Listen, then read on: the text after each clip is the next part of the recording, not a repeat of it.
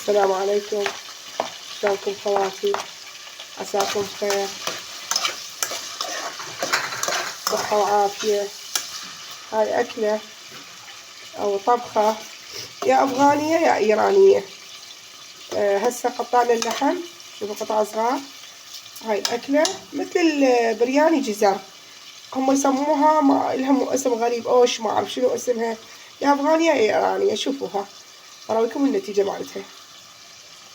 شوفوا خواتي ما يتخلى لها أي بهارات هاي الأكلة. أنا أخلي لها شوية فلفل أسود على مود بحط الزنقة أو الزفرة شوية. شوفكم النتيجة مالتها. هسه شوي يتحمص ينشف الماي اللحم، هذا بدون ماي بس زيت ولحم. وشوفكم النتيجة طبعا روعة، أكلة طيبة طيبة يعني، بس تحتاج هواي زيت. أنا أخذت تقريبا خليت قلاص، هم يخلوا لها قلاصين ثلاثة، يعني هي الأكلة هي بالزيت تنطبخ.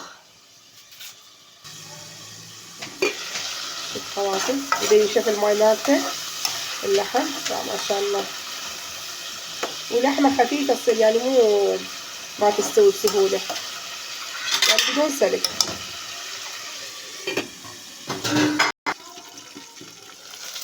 شوف خواتم ما شاء الله، كأنه لحم قاص ما شاء الله، تشمون الريحة شلون حمص اللحم. هذا ربع كيلو لحم خواتم، وياخذ كيلو بصل، بس أنا خليت نص كيلو بصل شرايح ناعم سوي. هو يحب البصل هاي الأكلة. هي هاي الأكلة شوف خواتي. والجزر تاخذ كيلو جزر، التمن قلاصين راح اخلي عليه بعدين ان شاء الله واشوفكم.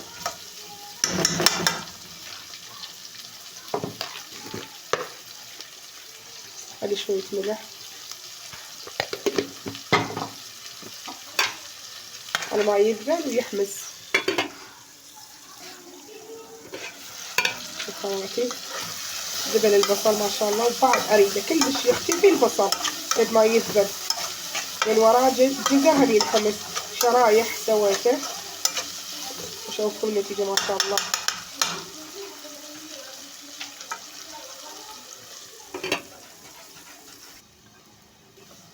شوف خواتي شلون تحمص، شوف ما شاء الله.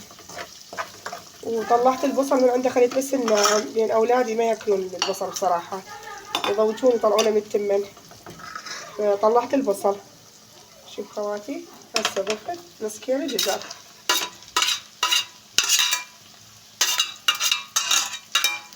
هسه على البخار يستوي الجزر واللحم نسويه همه، هي مراحل يعني يراد لها.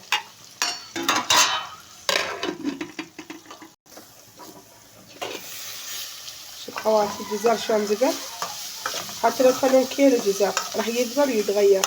شوفوا ما شاء الله، أكلة روعة روعة طبعا طعمها. شوف خواتي هسه بعد مرحلة التمن.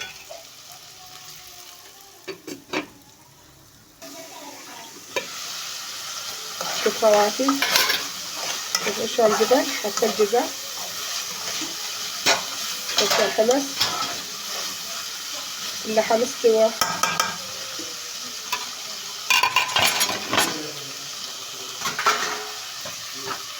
هسه عندي قلاصين تمن.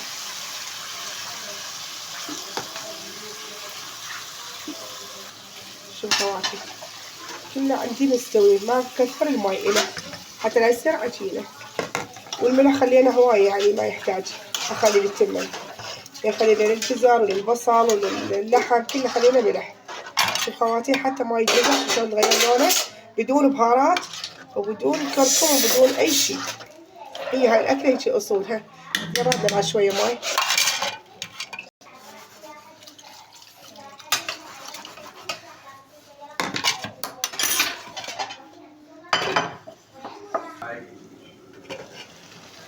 شوف خواتي ما شاء الله شو شلون نشف. استنى هسه عليه بي شوية ماي بعونه شوية.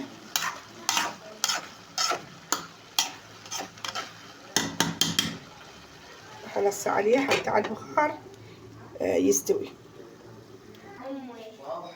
شوفوا اخواتي ما شاء الله ما شاء الله، سلامكم العافية على هالأكلة الطيبة. مع حتى لمعة الزيت قد ما حمص ويا اللحم ما شاء الله. هي حب كثرتها البصل ونكهتها والحمص مالتها على ما يحمص اللحم. شوف ما شاء الله، سلامكم العافية على هالجمال هذا.